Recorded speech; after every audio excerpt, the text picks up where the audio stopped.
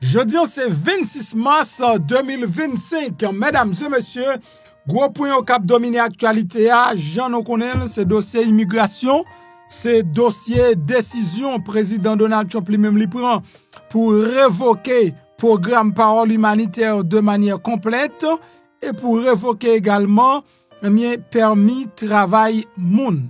Et par révoquer, ça annuler une série de procédures qui étaient déjà en cours pour sacrer et carte verte. Donc, malgré un pile gros nouvelle qui a fait actualité dans le pays États-Unis, tant que sous dossier sécurité, il y a un Wall Street Journal qui vient avec une série de points forts sous dossier ça pour expliquer au grand public là qui ça qui a passé dans dossier sécurité, notamment qui a fait brider. Donc, moi-même, tout m'a venu avec des détails pour même sous dossier ci là. Et ma fin connaît que il y a 4 soldats américains qui étaient disparus dans Lituanie. Malheureusement, il y a reporté nouvelle que 4 soldats américains yo mouri. Donald Trump a annoncé des tarifs douaniers jeudi sous dossier automobile dans une conférence de presse qui était gagné dans Maison Blanche et toujours dans Maison Blanche te gagné Catherine Leavitt, j'ai le nom, jeune petite demoiselle 27 l'année qui c'est porte-parole Donald Trump dans Maison Blanche là, mal élevé parce que moun qui pas te lever avec parents. Eh bien, jeudi tout le tabac en conférence de presse côté que mesdames et messieurs et tout ça qui passe dans le pays a aller sous dos Joe Biden, même bêtise moun yo commet dans moun sans maturité dans les moun donc qui déjà gen mauvais dossier sous dos yo qui a dirigé dans l'administration Donald Trump ça. Eh bien, yo ta lagué dossier sous Donald Trump sous Joe Biden également. Catherine Leavitt li t'a répondre question journaliste yo très estomaqué journée jeudi. Yo obligé ouvrir enquête sur journaliste là qui te fait publication donc conversation qui pas doit prendre la rue ça ou bien qui te prend la rue. M'bral partager détails avec mais moi même la caille c'est toujours la caille. Ça qui est important jeudi m'bral parler des dossiers immigration et m'vle que ou prend ti chaise ba ou chita ou tande ou aider l'autre monde comprendre ça qui a passé là jeudi également. Avant toute bagaille, nous connaissons qu'on salue, bon salut, bonjour, bonsoir à tous les amis, comment nous y est? Moi espère en forme, si nous regardé vidéo ça nous là toujours et nous dit papa bon Dieu qui renoncé là gros merci qui fait un cadeau un jour en plus non pas c'est MPH, zami mieux le MP, ma belle Eleni MPP l'autre boule sucre toujours à chercher yo non pour bon moi. C'est tout au plaisir après-midi pour me passer me fournir information. Si toutefois ou à peine venu sur channel YouTube ou après vidéo ça moins encouragé pour capable bien et abonner. Même gens moi non tout commencé faire. Donc voilà, très bien. Moi non tout commencé faire. Bien m'a demandé pour nous capable abonner. Abonner à la plateforme ça, c'est façon pour capable rester informé. C'est façon pour que ou même n'importe petit détail qui tombe pour gagner parce que c'est ça me tête moi mission. Moi-même MPH pour me faire, pour me capable que nous abonner, informer de tout ça qui a passé dans la communauté. Ces derniers temps, être informé, li plus que important. Même j'en prier avant sortir, avant prendre la rue, li très important tout, mesdames et messieurs, pour que ou informer. Pour informer. M'encourage à informer parce que si vous pas informé, ou cap monter sur récif dans la rue. Parce que bagay yo en pile nan men nous ces derniers temps. OK, yo vraiment en pile et yo mandé pour nous très prudent. Bon m'entrer dans détail, bonjour bonsoir à tous les amis, comment nous y est? Moi espère en forme si n'a regardé vidéo ça nous là toujours et nous dit papa bon Dieu qui en dans celle-là. Yon gros merci qui fait un cadeau, yon joue en plus. Non pas c'est MPH, zami mieux les mêmes P, ma belle Eleni les mêmes PP, l'autre boule sucre a chercher non pour yo bam. Bon, on entre dans détail yo. On entre dans détail yo. Et après-midi, parce que bah y a un pile là même là, m'vin pas connait qui ça pour nous kembe, qui ça pour nous jeter. On allez. Dossier immigration sous administration Donald Trump. Dossier immigration sous administration Donald Trump là, son cas est spécial lié. Pas moi-même seulement MPH qui dit, mais tout le monde a mis la communauté en garde ces derniers jours pour que la communauté soit capable de très prudent très prudent parce que il y a un pile danger de yo. Pas rien qui sûr. Il y a un pile monde qui te voté président et qui commençait yo même regrette. Mais c'est pas n'importe monde non, c'est quelques monde qui a citizenship nan men yo. Citizenship pas moyen mariage. Mariage raquette, mariage business. Et si gon moun qui plus orgueilleux ak passeport nan mil, c'est moun qui gagne nationalité américaine non, pas moyen raquette là, pas moyen business là. C'est moun ça qui plus orgueilleux parce que li pas fondé et nationalité le gagne hein. Sak nan men là, citizenship li gagne passeport nan men nan, li pas wel comme yon parcours, li pas wel comme une procédure. Donc des moun qui rentre dans le pays en pot diable, qui suivent toute une étape pour yo vin citizen, yo gon respect pour immigrants et yo traite immigrants bien et yo comprend immigrants. Mais moun ou être plus maltraité immigrants yo, c'est moun qui sans éducation, sans aucune éducation. Donc parce que États-Unis pas fait moun éclairé, m'vle comme ça. Moun qui éclairé te vini si tout éclairé. OK? Moun qui éclairé Amérique te vini tout éclairé, yo continue éclairé, yo continue moun. Mais moun wè k'ap marcher, jouer moun sur internet, voyez la caillou, voyez c'est la caillou. Ce sont des moun sans éducation, gros pattes, gros souliers qui rentrent dans le pays comme ça et qui continuent à faire vie comme ça. Et yo pral aller comme ça. Oh là, nan pays, nan ceci, nan pays moi, nan pays, bon pays, moun sa yo déjà ouais qui moun yo. Madame Sarah qui vini Jean lié. L'aime dit moun éclairé donc ou gen doit pas faire gros classe. Mais ou levon côté ou kon moun so pas kon moun. Yo commencé ouais bagay on l'autre gens parce que Donald Trump a prévisé tout bagay. Et je dis, c'est pas étonnant. Pour joindre un monde qui était citizen depuis 10 ans, ou tendez sous déportation, non? Li pas étonnant, je dis. Li pas étonnant. Li pas étonnant, tendez un monde qui a 20 ans depuis citizen, et pour tendez, li sous déportation. Li pas étonnant. Donc, en pile moun so commence à dire, ça semble j'aime te quoi là, c'est pas comme ça bagalaye.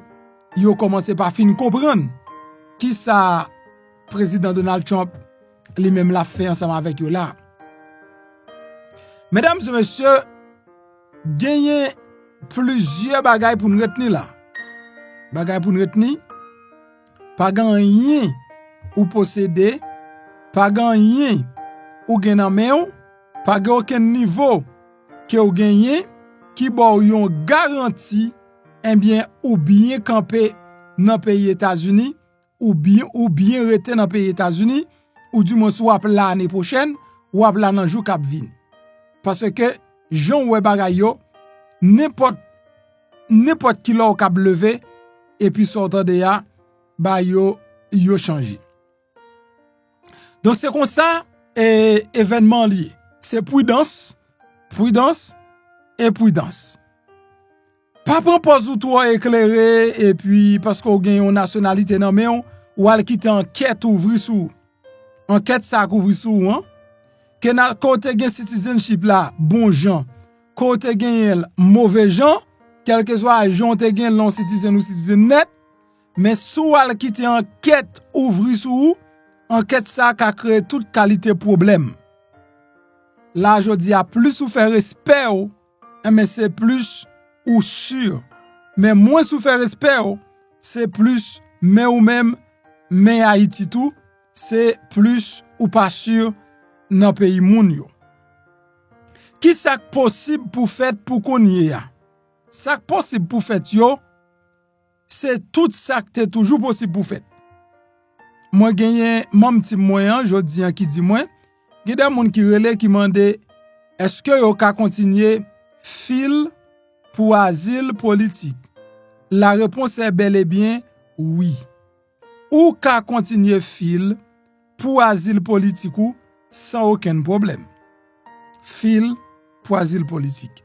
Est-ce que la marché pour qu'on y a pas gain aucune garantie qui dit ou fil pour asile qu'on y a ou a besoin résultat parce que toute bagaille net en pause. Ou gen doit pas recevoir rien, mon fil li quand même. OK parce que toute bagaille en pause. Actuellement, toute bagaille net yo en pause. Ou t'es appliqué pour TPS, ou t'es appliqué pour résidence, ou t'es appliqué pour 10 pour date. Yo tout ça yo en pause. Mais yo pas empêcher personne faire application. Ou ka continuer faire application. Ma bonne vérité à Jean Lien, Jean gouvernement devenir fait application son façon pour avocat ou ka goumen. Mais puis bon papier ou gen là c'est faire prudence, doucement, pas battre corps, c'est plus gros papier ou gen. N'entendez ça me dire. C'est plus gros papier ou gen non mon. C'est faire doucement, faire prudence, pas battre corps. Après ça, n'importe l'autre papier ou gen yo ka déporter ak tout. Ou ka fait demande asile là, yo déporter. Parce que pas gagné dit non, nan pile moun Donald Trump arrêté vous Venezuela yo. Sans ou pas passer devant juge en rien. Pas gagné dit moun ça ou pas gan pile nan yo qui fait asile politique.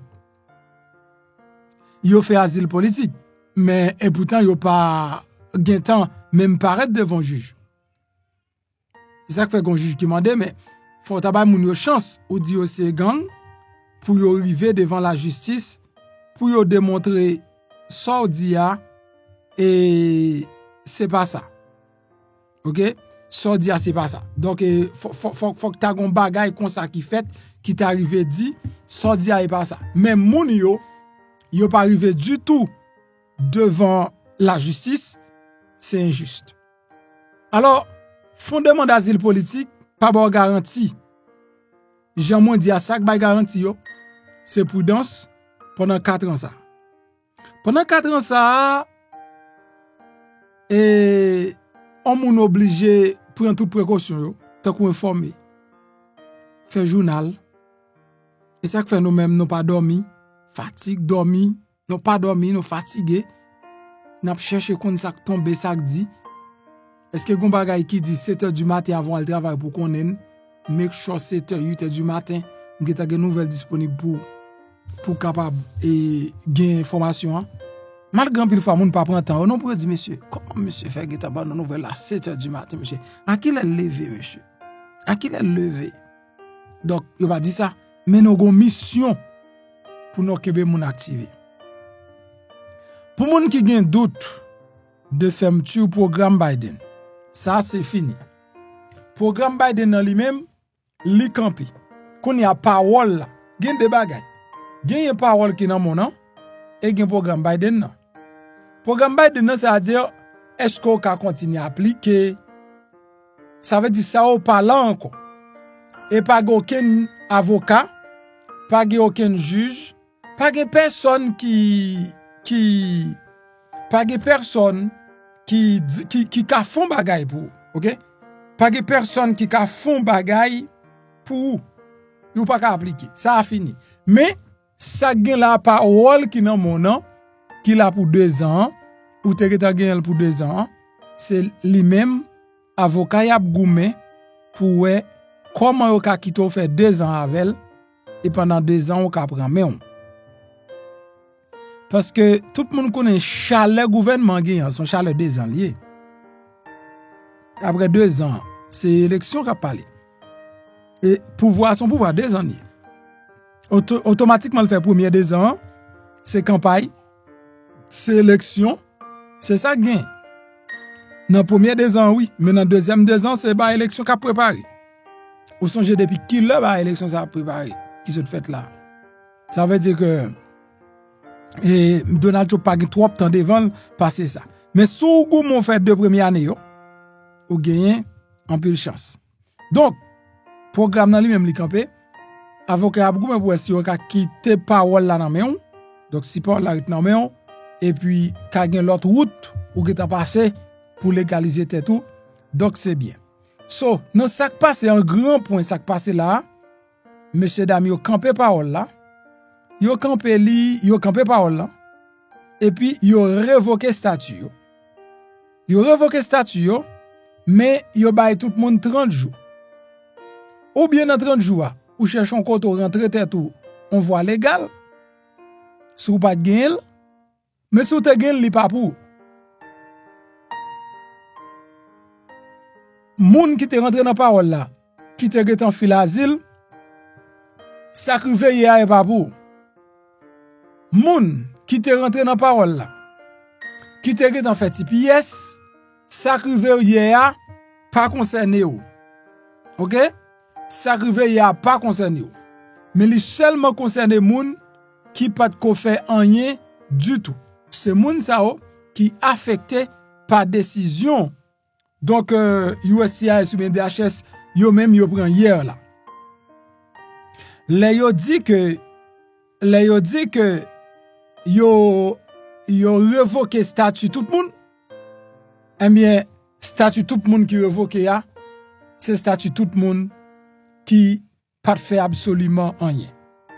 Mais si vous connaissez font bagay, alors mettre blier bagay ça parce que première étape là t'es fini. C'est camper programme non. M'a essayé expliquer puis bien façon parce que je dis me recevoir plusieurs feedback, on cap dire est-ce que on a appliqué, est-ce qu'on a toujours appliqué qui non pas immigration, mais nous informer pour nous capable informer, pour nous capable former moun informer moun. Et ça que fait mon petit Jean pas content. Je dis pas content non, l'aime regarder un commentaire un jeune homme sur Facebook pour format MPH a fait pour que les lab di on bagay li confirmer pour mon wap jouer avec ça li un petit Jean troublé. Mais ceci n'empêche pas cela. Nous avons moun qui comprennent travail là via quantité moun qui comprennent travail là, niveau travail là. Eh ben m'a continuer, m'pa camper dans route en aller. Donc appliquer ou gen 30 jours devant pour prendre décision ça. C'est décision pour appliquer pour TPS, appliquer pour asile politique. Sou te gen madame ou tap marié ou peut ko marié avec al marié ou te gen madame mari ou peut ko vle marié avec mon connaît ou pas gen l'autre monde c'est lou gen c'est nel pas gen personne c'est le gen ou k'ap marié avec al marié pour bal assurance pour bal garantie que lui même li karete dans pays parce que c'est mari ou pas gen l'autre si vous voulez aller ou déjà connaît ou même ou rentrer dans monde célibataire à tout droit. Donc pas quitter vraiment ou aller et pas l'autre pression encore bal mariage là en façon que pour Donald Trump pas vouloir aller. Donc ça veut dire 30 jours nous gain pour nous faire tout ça n'a fait. Si nous pas fait rien dans 30 jours, n'a pas obligé quitter pays. OK? Donc c'est ça Donald Trump dit. Si nous pas fait 30 jours, n'a pas obligé quitter pays. Mais mesdames et messieurs, encore ça son décision qui personnelle, c'est ou cap décider soit quitter ak sou pas quitter. Comme président ouais bagala li côté comme et puis li dit nous mettre aller li même dit nous na tourner. OK, na tourner. Bon moi déjà là et dit mal m'a tourner moi c'est m'a perdu trop de temps. Alors puisque nous déjà là quitter nous là. Mais c'est pas comme ça et c'est pas comme ça Trump lui-même lui well. Un moment. One second. Ouais, OK. Donc nous allons continuer. OK? Nous allons continuer. Je dis là, gagner une grosse discussion dans la rue. Grosse discussion dans la rue. La Maison Blanche divisée, tête en bas. Maison Blanche devant derrière. À cause d'un dossier secret. Dossier classifié. Eh bien, yo prend, y a traité sous une petite application qui le signal. Même j'aime te ka dit non groupe WhatsApp. Ou te ka comparer là avec un groupe WhatsApp. Là que si on moun gen yeux dans tête li et là ou te ouais histoire yon série de moun qui dans gouvernement ça l'ente ouais gens que congrès a bataille pour dire Moun sa ou pas qualifié pour job là, mais yo prend yo mette quand même des moun sans maturité, nous te déjà moun sa ou kabay chon problème. Et je dis là pendant ma parole là, en pile moun nan Maison Blanche, ka prend carte blanche. En pile moun nan Maison Blanche ka arrive prend carte blanche à cause des dossiers classifiés.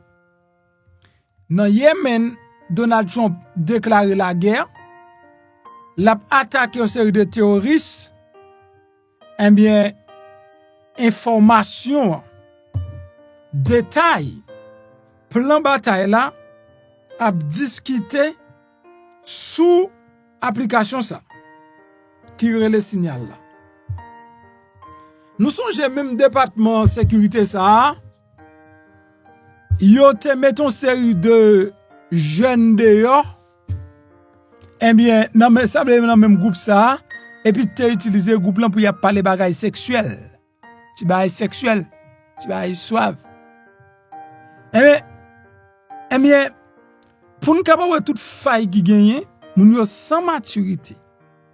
Charger jeune moun qui sans maturité. Sous un gros bruit cap courir sous le X7. C'est gros bruit.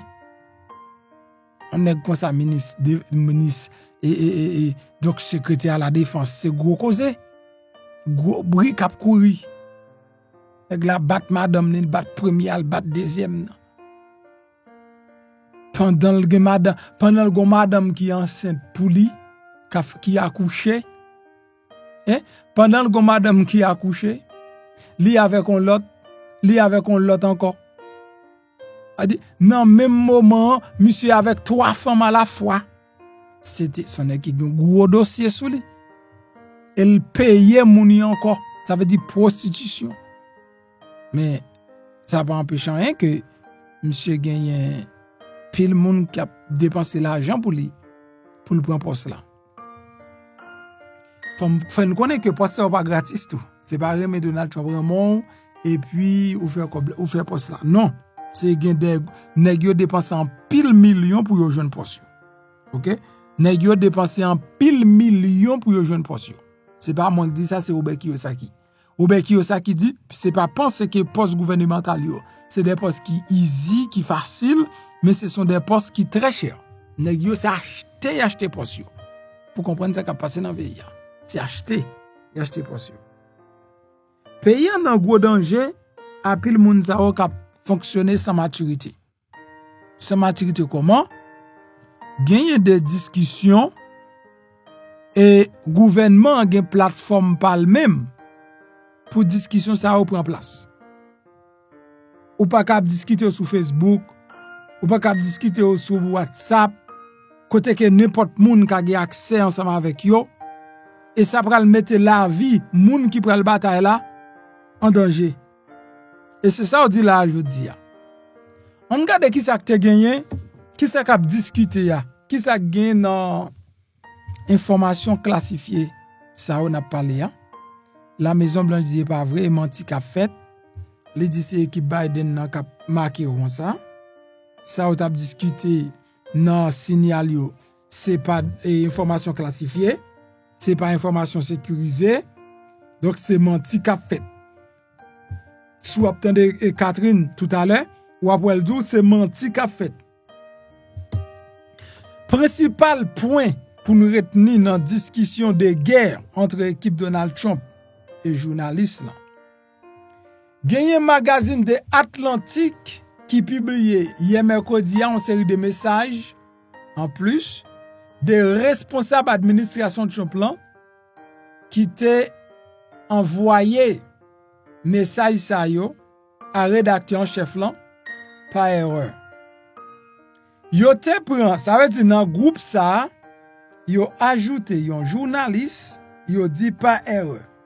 Sans que yo pas rendre compte, journaliste là lui-même, li rentré dans équipe là, l'a gardé ça qu'a discuté yo, et connaît journaliste. On comprend? Donc depuis ce journaliste ou yé, gen des informations joindre avant parce que bah journaliste ça son problème lié tout va pas. Bagay journaliste là papa et son problème lié Parce que journaliste lui-même, c'est il li besoin faire lui-même. Libéré mais c'est lui qui met information en dehors avant. Et même monsieur nèg yo joine information, journaliste une information et publier. Et journaliste là joine information li publier. Décision ça li fait suite à un différend qui oppose Maison Blanche et magazine non qui était initialement publié un ensemble plus restreint de messages échangés sous application crypté signal. Le rédacteur en chef qui c'est Jeffrey Goldberg inclut par inadvertance dans discussion, li publié texte yo dans un article. Est-ce que Goldberg là li son démocrate Goldberg. Famille sont démocrates d'après Maison Blanche et l'île tous sont démocrates, elles sont donateurs. That's why que yo dit c'est parce qu'elle c'est démocrate, li raille Donald Trump qui fait mettre information dehors. Nouveau message qui rend public par magazine non, li détailler les heures précises de l'utilisation F-18 des drones MQ-9, des missiles de croisière Tomahawk.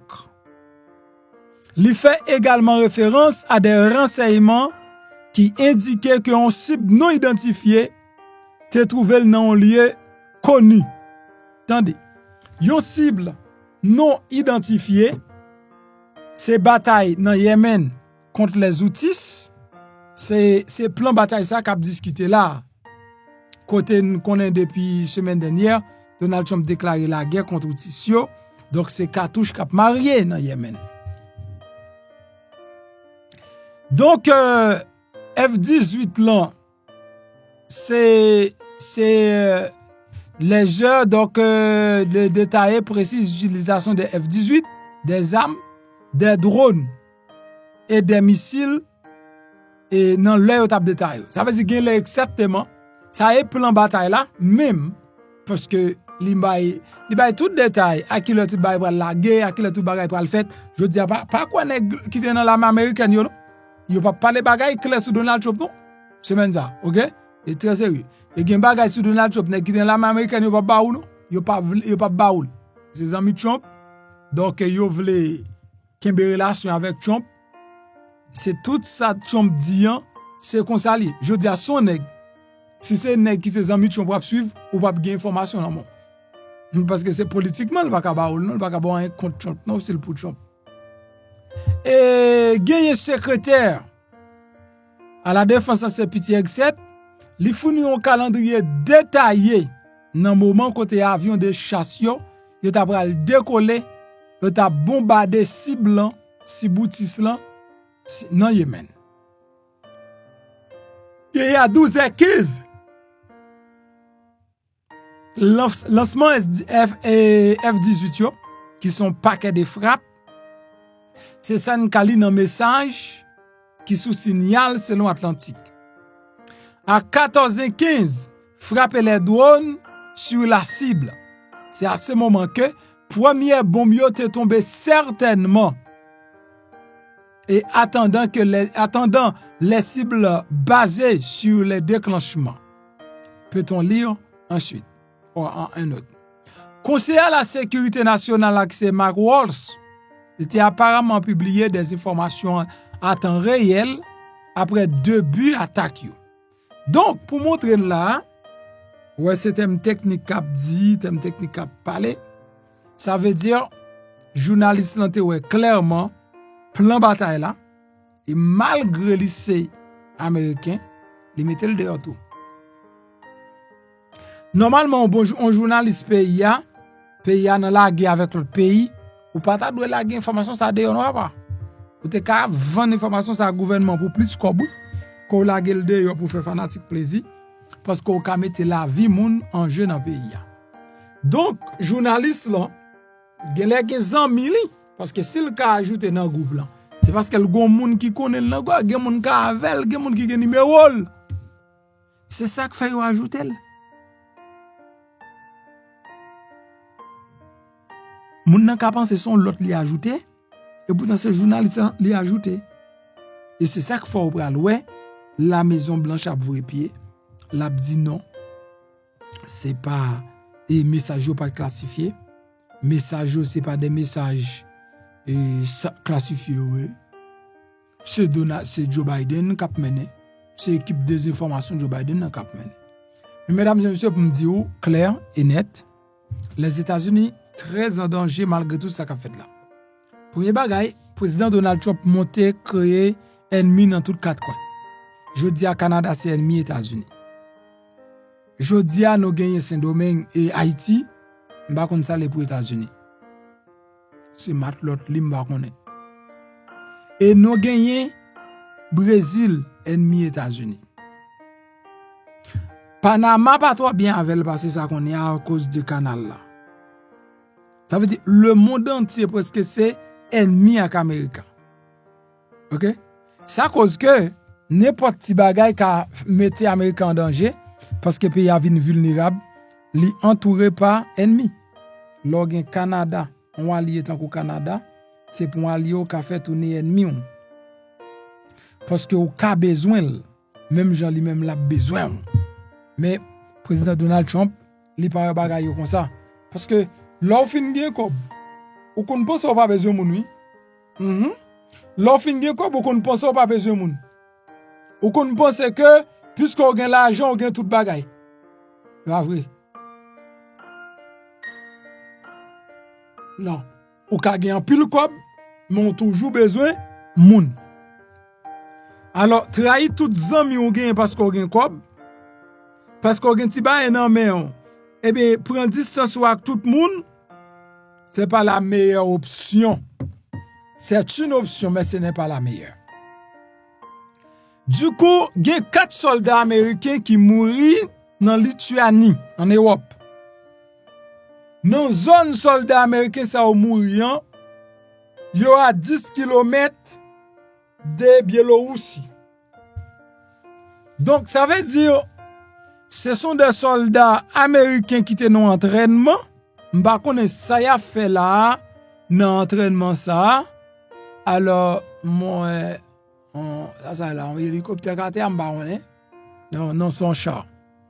Donc, jeune Kabisantil, même l'image qu'il a expliqué, c'est en Europe, soldats ça y a fait entraînement. Donc, entraînement dans l'air, bien sûr. Pendant 4 soldats américains ont fait entraînement, nèg yo disparaît. Yo ba moué yo. Ni appareil la te pote monsieur yo ba jamais appareil la tout. Mais c'est jodi yo publié que 4 soldats ça yo mouri. Yo pas bay trop détails sur comment mouri, yo seulement pote nouvelle là que yo te là, yo pas là encore. Ça, c'est situation qui a passé soldats américains qui en Europe. Entraînement pour qui ça? M'pa connais. Pour qui ça dans zone Biélorussie? M'pa connais. Et qui est-ce qui touye autour? M'pa connais. Est-ce que c'est un accident normal? M'pa connais. Enquête a mené pour connaître ça qu'a fait. Donc ce tarif là on continue à parler. Donald Trump parle aujourd'hui. Il parle sur ce tarif là également. Il fait qu'on a imposé tarif sur machine qui a rentré dans le pays. Il t'a fait qu'on ait machine ça qui a rentré dans le pays. Pour faire pays riche. Bon, on dit qu'on a assez de l'argent qui a coulé en papier moun. Dans le pays, l'argent a coulé. M'pa konn sou commencer ouais l'argent a coulé. Et un coup de l'eau l'argent a coulé. M'poko ouais non mais et c'est ça gouvernement dit, l'argent qui a coulé. Et il dit tarif seul pour l'imposer pour la cause machine locale yo pour le vendre. Constructeur machine locale yo la bon pour yo. Mais sans Donald Trump pas connaît, eh bien, les nèg yo font machine de yo, c'est prix 10 machines qui paye yon machine America. Et là dit, c'est prix 10 machines qui paye pour yon machine America. Si ka l'argent nèg la paye moun dans Mexique, moun nan fait journée à travail. Li pa fait $20 américains dans Mexique. Et tandis que dans Amérique lui-même li peut commettre mais li te qui fait $150 l'heure. C'est pas même bagaille. Et concessionnaire machine yo, compagnie machine yo, sens y a perdu un pile cob à cause de situation ça. En quelque sorte, gens ont été pensé là, il pas ça. Gens qui ont été prévoir là, c'est pas ça. Non, parlant de discussion ça, m'a présumé là, parlant de discussion ça, la Maison Blanche sorti jeudi, hein, et il essaie ba un peu de lumière sous dossier document secret n'entendez qu'à parler. Bam quitter n'entendez comment vous te parler. Good afternoon, everybody. Good to see you all. Since Inauguration Day, President Trump has secured trillions of dollars in private and foreign investments. Every single day, more money is pouring into our country, which will create more jobs for hardworking Americans. Today, Schneider Electric pledged to invest more than $700 million in the United States to boost American energy infrastructure and AI. On Monday, Hyundai announced a $20 billion investment in the United States, including $5.8 billion for a new steel plant in Louisiana, which will create nearly 1,500 high-paying jobs. President Trump is truly turning America back into a manufacturing superpower. Yesterday, President Trump marked National Medal of Honor Day by meeting with 21 of our nation's bravest heroes and incredible patriots who have been awarded the highest military honor. Beautiful picture. The president also signed a historic executive order to protect the integrity of American elections by strengthening voter citizenship verification and banning foreign nationals from interfering in U.S. elections. These are the common sense solutions that only Democrats could oppose. But voters deserve elections they can trust, and critical confidence is being restored thanks to President Trump's leadership. Later this afternoon in the East Room, President Trump will mark Women's History Month by honoring the exceptional women around our country, including the highly talented women in his administration and his cabinet. And on an additional scheduling update, the president will hold a press conference in the Oval Office today at 4:00 p.m. to announce tariffs on the auto industry, and I will leave that to him to make that announcement later. Unfortunately, all of this good is happening for our country. This administration is working hard on behalf of the American public every day, but the mainstream media continues to be focused on a sensationalized story from the failing Atlantic magazine that is falling apart by the hour. Here are the facts. The National Security Advisor has taken responsibility for this matter, and the National Security Council immediately said, alongside the White House counsel's office, that they are looking into how a reporter's number was inadvertently added to this messaging thread. We have said all along that no classified material was sent on this messaging thread. There were no locations, no sources, or methods revealed, and there were certainly no war plans discussed. The Atlantic has even admitted this themselves. Their release of these internal messages validates the truth, which we have been saying all along. If this story proves anything, it proves that Democrats and their propagandists in the mainstream media know how to fabricate, orchestrate, and disseminate a misinformation campaign quite well. And there's arguably no one in the media who loves manufacturing and pushing hoaxes more than Jeffrey Goldberg. Goldberg is an anti-Trump hater. He is a registered Democrat. Goldberg's wife is also a registered Democrat and a big Democrat donor who used to work under who? Hillary Clinton. This is the same Jeffrey Goldberg who infamously lied about weapons of mass destruction to get us into the Iraq War, which cost trillions of dollars and thousands of American soldiers. And how else has Goldberg discredited himself? By absurdly claiming that President Trump was Vladimir Putin during the 2016 campaign, by peddling the Russia hoax that tried to hijack President Trump's first term, by inventing the suckers and losers hoax to help Joe Biden in the 2020 election, by peddling a hoax about President Trump involving Gold Star families to help Kamala Harris in the 2024 election, which our campaign at the time vigorously denied. Jeffrey Goldberg didn't care. There's more, but we don't have all day, and we can now add this Signal hoax to this very long list.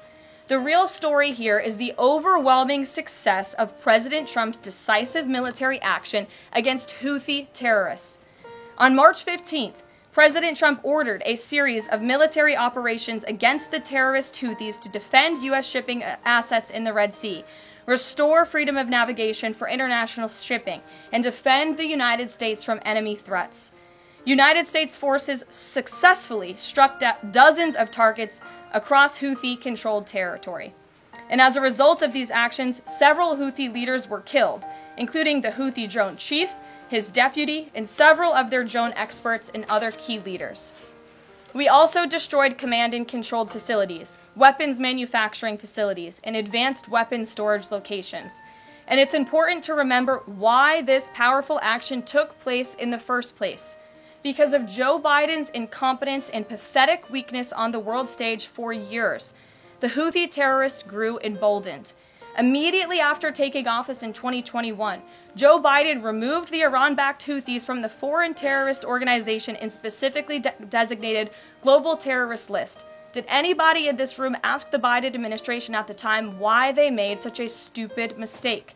This reckless action undid the designation put in place by President Trump during his first term, and what followed was predictable and devastating. The Houthis targeted U.S. military ships and aircraft, hit commercial ships, including U.S.-flagged vessels, threatened our personnel overseas, and attacked our allies in the region. This resulted in more than a year of U.S.-flagged commercial ships being prevented from safely sailing through the Suez Canal, the Red Sea, and the Gulf of Aden. This had a massive negative impact on global trade of the economic security of the United States. Joe Biden was the commander-in-chief, and he sat on his hands while the United States of America was bullied and embarrassed by terrorists. President Trump and his team are putting a stop to these threats and restoring American strength around the world. The Trump peace through strength approach means no terrorist force will stop American commercial and naval vessels from freely sailing the waterways of the world. But unfortunately, this is not what the Democrats and the media want to talk about. They are focused on a coordinated campaign to try and sow chaos in this White House. And this has been the most successful first 2 months of any administration ever, which is exactly why they are doing this. We are not going to bend in the face of this insincere outrage. And here's just one example of how bad faith the Democrats' criticisms are. Democrat Senator Mark Warner is hysterical over the use of Signal, which is an approved decrypted app, and the killing of Houthi terrorists. But Senator Warner himself used Signal to work with a lobbyist for a Russian oligarch to connect with the disgraced Steele dossier author who started the Russia hoax, which Jeffrey Goldberg later reported on. How ironic. We're not going to lose focus of the bottom line, which is that Joe Biden's weakness enabled and emboldened Houthi terrorists, and President Trump's strength and resolve eliminated those terrorists. Here in our new media seat today, we have Lindsay Keith. She is the managing editor for Merit TV and serves as their White House correspondent. Merit TV launched 1 year ago and creates and distributes content across diverse platforms. We're glad to have you with us, Lindsay. Please kick us off. Thank you, Caroline. I appreciate it and this opportunity for Merit TV. 2 questions, if I may. One on Signal, one on the economy. Sure. On Signal, how comfortable is the president with what was shared so far now that the chain has been released? The president's view on all of this remains the same today as it did yesterday. And I think it speaks volumes about the leadership of this president that he went directly to all of you, members of the press corps. He was asked, do you want someone else to go out and do a briefing? And he said, no, I will tackle this story. I will discuss it. The people need to hear from me about the situation. And so his thoughts on this remained the same today. He has placed great trust in his national security team. And as for the usage of Signal, as the president said yesterday, as the CIA director has testified under oath, this is an approved app. It's an encrypted app. The Department of Defense, the Department of State, the CIA has it loaded onto government phones because it is the most secure and efficient way to communicate. As for, again, the original situation in this messaging thread, the National Security Council, the White House counsel's office continues to look in to how this mistake, which the National Security Advisor has owned, occurred, and the president has ensured they are doing that. On the economy, consumer confidence hit a 4-year low this month. Can you help explain to the American people how tariffs will help them in the long run. Yeah, absolutely, and I'm grateful for the question.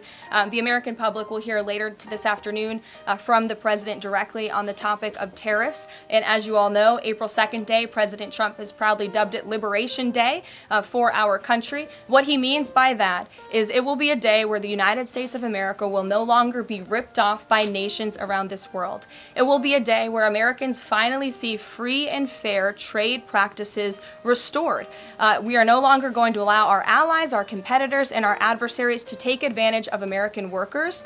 And if you think about your hometown in the state that you grew up, Main Street looks a lot different today than it did many years ago. And President Trump wants to restore America as a manufacturing superpower around the globe. He wants products to be made right here in our great country with great hardworking American hands that will ultimately result in higher wages and more money in the pockets of the American people. And he's also, in addition to tariffs, also determined to pass tax cuts later this year, as he did successfully in his first term, to put even more money back into the pockets of hardworking Americans.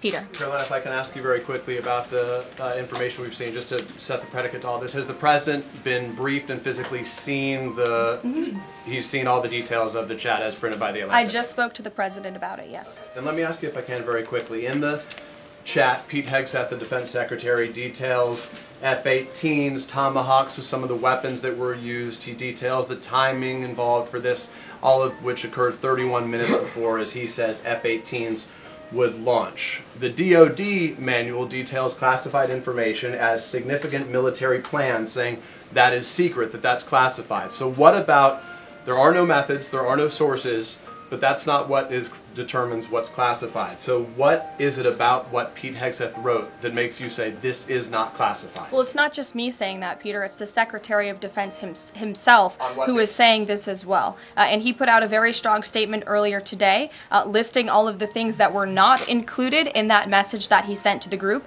And again, this message, there was no classified information transmitted. There were no war plans discussed. Why did the Atlantic downgrade their allegation about war plans to attack plans? They're now playing word games because they know this was sensationalist spin from a reporter who is well known for doing this. We have said all along no war plans were discussed, no classified material was sent. You have the Secretary of Defense saying that. You have the Director of the CIA, the Director of National Intelligence, the FBI Director, all testifying to that under oath, and they should be trusted with that. To be clear, Americans can make the decision for themselves, but whether is the Sure. you said it's not war plans. Would you characterize these as military plans, military operation plans? I would characterize this messaging thread as a policy discussion, a sensitive policy discussion, surely, amongst high-level cabinet officials and senior staff. And I'm so glad, Peter, that you said the American public can decide for themselves, because I think the American public should decide for themselves based on the outcome of this operation. And what happened in this operation? Terrorists that were allowed to run wild by the Biden administration were killed because of the direction and the determination of this president and his team.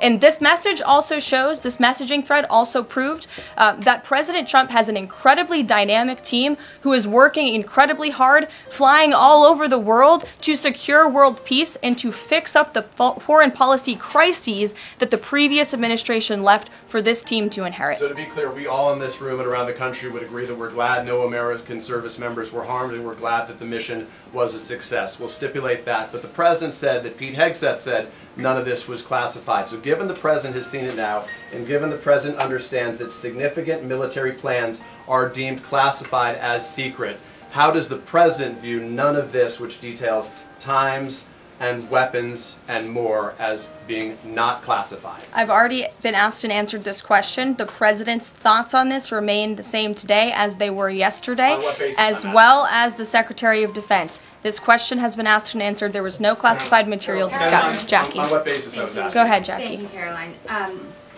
So, why aren't launch times on a mission strike classified? Again, I would defer you to the Secretary of Defense's statement he put out this morning. There were various reasons he listed, things that were not included in that messaging thread that were not classified. And again, going back to the American public, do you trust the Secretary of Defense, who was nominated for this role, voted by the United States Senate into this role, who has served in combat, honorably served our nation in uniform? Or do you trust Jeffrey Goldberg, who is a registered Democrat and an anti-Trump sensationalist reporter? This president and this national security team are putting our national security and the American people first. We are restoring American strength around the world, and the results of this operation speak for themselves. Putting aside Jeffrey Goldberg, though, just for, for American service members who are going to have to carry out these missions in the future, what I guess the message that's coming from the response to all this that we're hearing is that, nothing sensitive happened.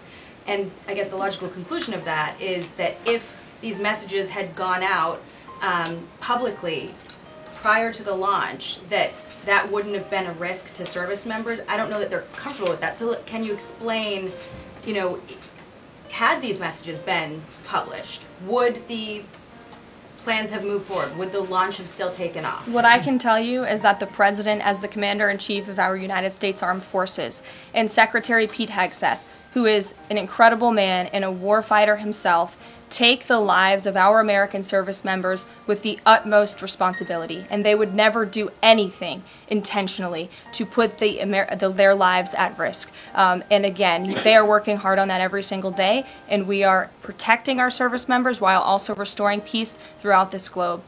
It's something the previous administration has not done. And I would just add one more point. We are not going to be lectured about national security and American troops by Democrats and the mainstream media who turned the other cheek when the Biden administration, because of their incompetence, left 13 service members dead in Afghanistan, and not a single person in the previous administration was held accountable for that botched withdrawal. Joe Biden said, in fact, it was a great operation. That is despicable. It's unacceptable to this president and this Secretary of Defense. The National Security Advisor has taken responsibility for this inadvertent number being added to the messaging thread. But above all, we take the lives of our troops, safety, security, prosperity around the globe with the utmost seriousness. Goldberg's intentions, do you believe Jennifer, that he would release that to embarrass the administration ahead of the worldwide threats? Jennifer, go ahead. Given what you've said about the president's trust in his national security team, can you say definitively that no one will lose their jobs? No one will lose their job at all because of this signal situation? What I can say definitively is what I just spoke to the president about, and he continues to have confidence in his national security team. One more. Can I ask one more, Karen? On the targets in Yemen on March 15th, can you say were 100% of the targets that were planned for March 15th, were they all destroyed? Because that would be an indication if some of them were moved or they were not all hit, that maybe perhaps some of the enemies were able to get some of the information in that signal. What I can say about the operation is what the Department of Defense has put out there. I would refer to them for any further operational details. But there have been more than 100 strikes conducted against Houthi targets, and they have hit key Houthi leaders, air defense systems, command and control nodes, headquarters, weapons manufacturing and storage facilities, and these operations will continue until the freedom of navigation in our seas is restored and U.S. shipping can safely transmit without the fear of attack. And again, we believe that this has been a very successful operation thus far, and it will continue until this administration feels it no longer has to, and these terrorists have been taken out, which again is something the previous administration should have done, but they didn't, and now we've inherited this crisis. Stephen. Thank you, Caroline. I'd like to clarify something about the investigation and also ask about some conservative commentary. On the investigation, Mike Waltz said last night that he had spoken to Elon Musk about figuring out how Jeffrey Goldberg's number got in his phone. You mentioned the NSC and the White House counsel's office investigating. Can you just clarify who is investigating, who's leading that, and also Dave Portnoy, who endorsed President Trump, said today that he thinks that Mike Waltz should leave. Could you respond to that? Sure. Great respect for Dave Portnoy, but I just answered that previous question from Jennifer. As for your original question about who's looking into the messaging thread, the National Security Council, the White House counsel's office, and also, yes, Elon Musk's team. Elon Musk has offered to put his technical experts on this to figure out how this number was inadvertently added to the chat. Again, to take responsibility and ensure this can never happen again. Caitlin. I have two questions. One on a follow-up on something you just said. But since we have these messages released, and you said that the president has now personally reviewed them, at the chat at one point, Pete Hegseth wrote 1415 strike drones on target, and in all caps he said, "This is when the first bombs will definitely drop."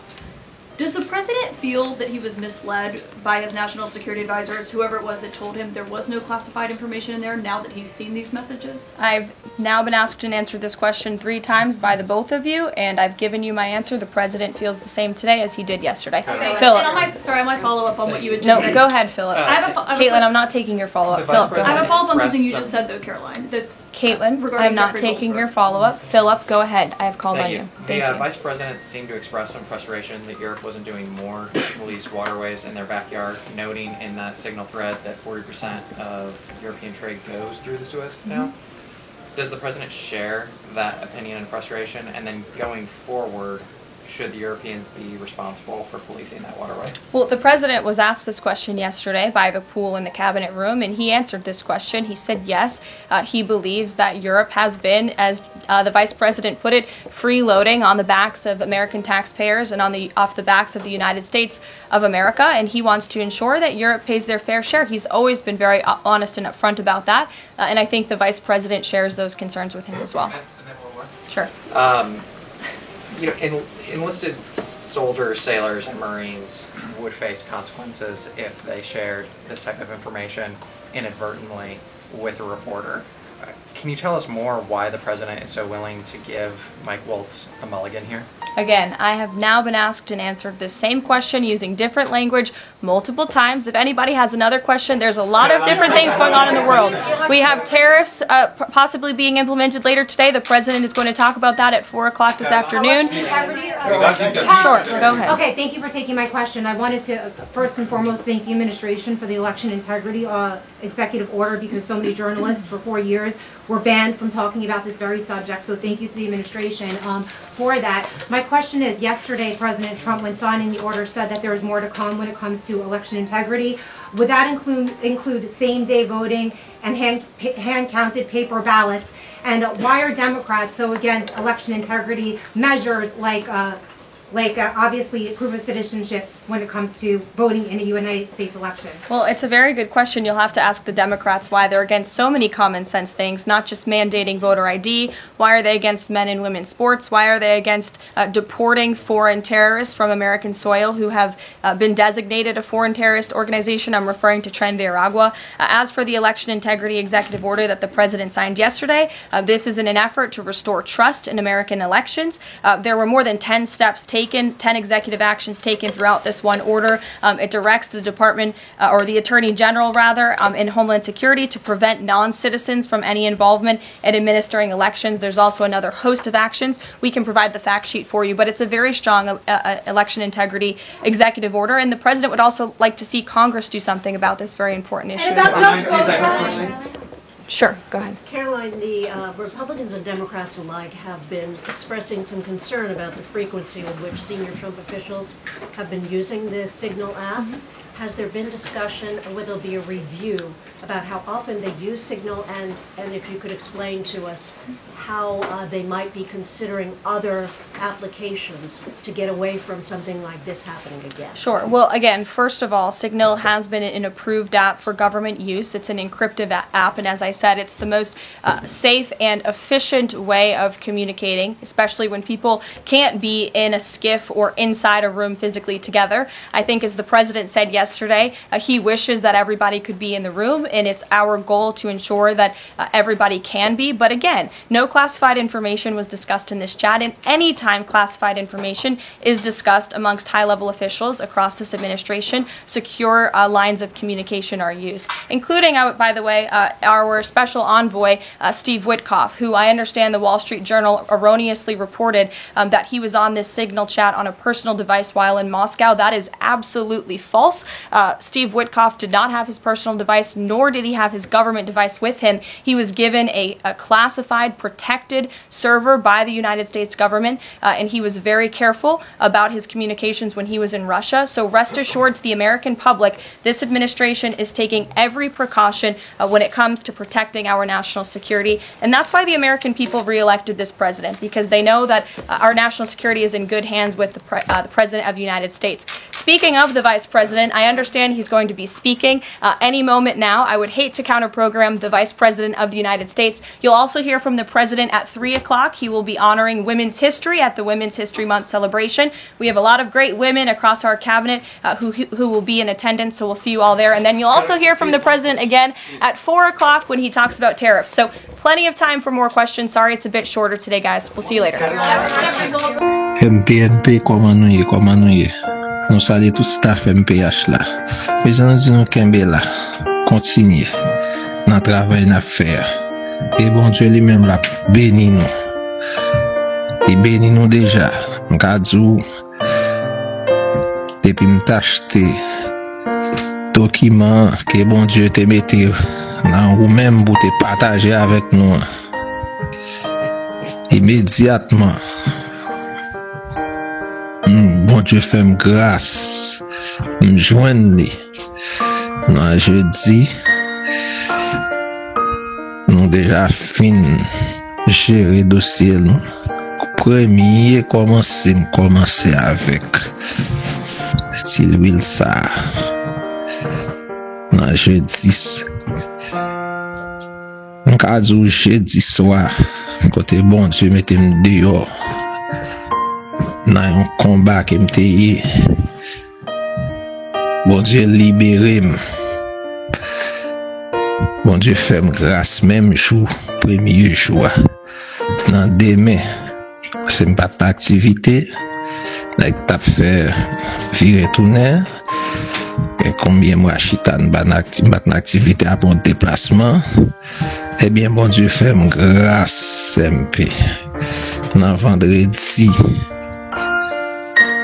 yon ami relèm li appliqué pour moi dans un travail. Et puis mais lundi m'gen interview. Bon Dieu fait m'aller en la gamme bonne interview a n'a pas redémarrer avec activité m'passe m'te quelques mois m'bat activité. Alors MP Kembe là. Que bon Dieu continue à bénir staff là. Bon Dieu bénit nous. Soit gauche à bon on rime. Soit vraiment qui sorti bien. Alors MP Kembe là. Bon Dieu bénit nous. M'te bail témoignage, m'te parler avec nous, même senti m'a pesé, m'te témoigner, même dit non. En délivrance fait son petit fouche seulement. Et puis l'Éternel libéré mal après premier dossier l'huile là. M'pe bon Dieu béni nos garçons et bon Dieu béni tout staff là. Sorry, bon on rim ka paniquer. Je viens présenter 3 l'huile. C'est l'huile de désenvoûtement, l'huile de prospérité et l'huile fertilité.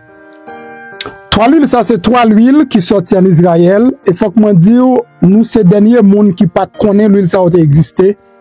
Le monde entier déjà bail témoignage qui impacte l'huile ça a fait dans la vie. Donc, mais nous-mêmes nous sommes en retard, nous pas connaître. Moi-même, c'est pas un monde qui te réfère ni, nous cap dit c'est ciel là même qui te réfère ni parce que c'est après 42 jours de jeûne, 2 fois 21, 42 jours de jeûne, bon Dieu te fait me découvrir l'huile ça. C'est jeune que m'pas ta souffrir encore, ça m'pas capable encore et tout ça me te laver m'te non job jodi, m'ka fait 6 mois là-dedans, après 6 mois m'pauvre pi raide. M'ka fait 1 an bien passé pour les machines, après l'autre année, faut gon année sécheresse qui vient manger tout ça m'posséder. Donc ça veut dire m'pas jamais capable prospérer de manière permanente. Moi t'ai la prière bon Dieu, moi t'ai voulu sortir dans ça et m'te prendre décision avec toute famille moi rentrer dans jeûne pendant 42 jours ça. Eh bien à la fin 42 jours, bon Dieu t'a pral dit utiliser l'huile. Koulia m'pas ka kon côté pour me joindre l'huile. Me chercher, bon Dieu fait me découvrir l'huile de prospérité avec l'huile de fertilité. Moi ouais il y a plusieurs monde qui fait copie. Même si bagay ça ressemble bagay magie m'pa prend yo, faut que moi joindre en Israël. De mal découvrir seule et unique industrie qui gagne certification pour faire l'huile ça en Israël et me commencer use yo. Si me on lave use li. Ou pas gagne chance use li. Ou gagne joke yo lage sou use li. Ou pas ka kembe kob use li. Comment?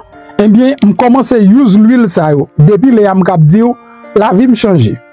M'ka di ça carrément et m'pa peur dire parce que m'pa au nom de bon Dieu David la Salomon, m'pa ka faire bac encore. Au nom du Père, du Fils et du Saint-Esprit. Non, pas un bac.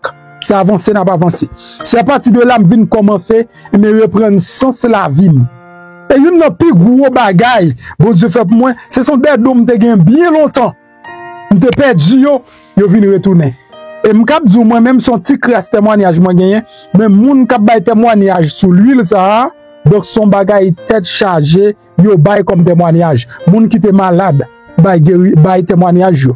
Alors m'pas prescrit moun ni m'pas conseiller moun utiliser, c'est pas prescription, m'pas conseiller moun utiliser comme un traitement, mais moun qui malade utiliser yo joine guérison parce que bien l'huile pour lui guérison à tout exprès.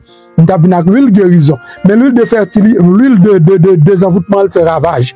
Désenvoûtement, c'est pour retirer tout ça qui vient pour avec énergie négative. Prospérité, c'est pour attirer toute qualité richesse dans la vie.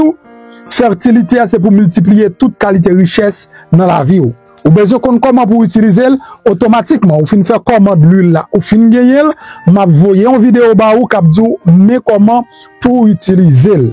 OK, ou pas besoin de pour vidéo ça, la montre comment pour utiliser et la bonne l'autre explication sur ça également. Sous besoin yo dans link ça, dans link vidéo gagner et website là, ou ka placer sur website là. Si ou pas ka placer sur website là tout, donc numéro de téléphone ou sur écran, li gen zel sous li, ou ka faire zel là. Et puis, comme ça, au café Zel. Zel là, c'est $105 pour 3 l'huile. Sur le website là, c'est $105 lié tout. Jusqu'à ce que le prix a changé. C'est si tarif a changé parce que c'est en Israël, le saut avec eux. Si vous faites payer plus pour nous venir avec eux, prix tout a changé. Et là, ça m'a déjà communiqué nous prix.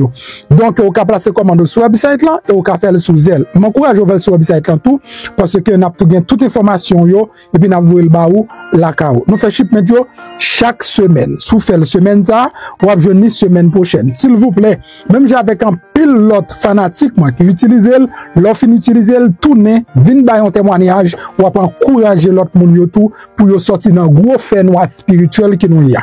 Pas oublier richesse, c'est 90% spirituel, 10% matériel.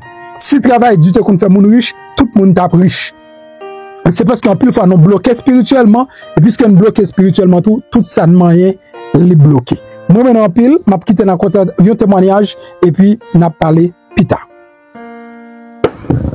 Bonjour MP, comment vous êtes tout bagay en forme pour moi mon a faut parler en pile pour l'huile là, yo pas vle acheter bon dit ouais hier mal travaillé. Mon petit clou qui levé dans pied gauche moi. Petit clou a fait pied enflé. Arrivé dans le travail, je ne vais pas arrêter de travailler. Un petit clou a fait mal. Il a fait mal en pile et puis il fait pied mon gros. Chance moi c'est parce que dans le pied gauche qui fait me conduire, je viens là quand moi. Je viens me baigner. Après ça, je style passer l'huile là sous pied. Et puis tout m'était juste parlé avec bon Dieu, tout me passe l'huile là sous pied. Après ça, le matin, on me levé, puis il y a des enflés, normalement, il désenflé, il va faire mal. Et c'est un petit clois, on sentit tout petit 18, et puis il gonflait tout pied. En tout cas, ça c'est témoignage pas moi. Ou capable quitter dire ça dans les faire nouvelle plus tard. Ou capable dire mon ça. Ça veut dire quantité ça que vous dit et l'huile là bon pour l'IA, ça c'est l'huile gros ça qui puis gros, on dépasse ça qui désenvoûté. C'est lui même que me dépasser dans pied. Ou capable dire ça dans nouvelle plus tard comme témoignage pas moi. Parce que quand c'était ça, ou dit là, bon, il y a au contraire, moi-même, il y a beaucoup plus de bagailles toujours. On va faire photo de si grasse couloir pour montrer, et puis il y a des gens désenflés, et puis il y a tellement gros, on te saisit. Tout le monde a travaillé là, c'était gens qui étaient gros enflés. Ils étaient enflés, clés, qu'on a pu me descendre normalement, je me suis retourner là à moi. Qu'on a fait, va faire mal, puis me descendre, puis me normal. Pendant que vous regardez la vidéo, regardez à droite, vous voyez un bouton qui est en noir qui marque souscrire, mais ça c'est espagnol. Si c'est en anglais, tu as marqué subscribe. Si c'est en français, tu as marqué s'abonner. Cliquez sur le bouton ça. Là, on finit de cliquer sur lui, vous voyez une petite cloche bon côté. Cliquez sur cette cloche là tout. Sur cette cloche là, vous voyez l'abonner automatiquement le passe sous première option. Ou après flèche là sous deuxième option. Retirez flèche là sous deuxième option, mettez sur première option que c'est tout. Ça veut dire chaque fois monter une vidéo, ou avez une notification. Et puis pas oublier, là, like en bas vidéo ça.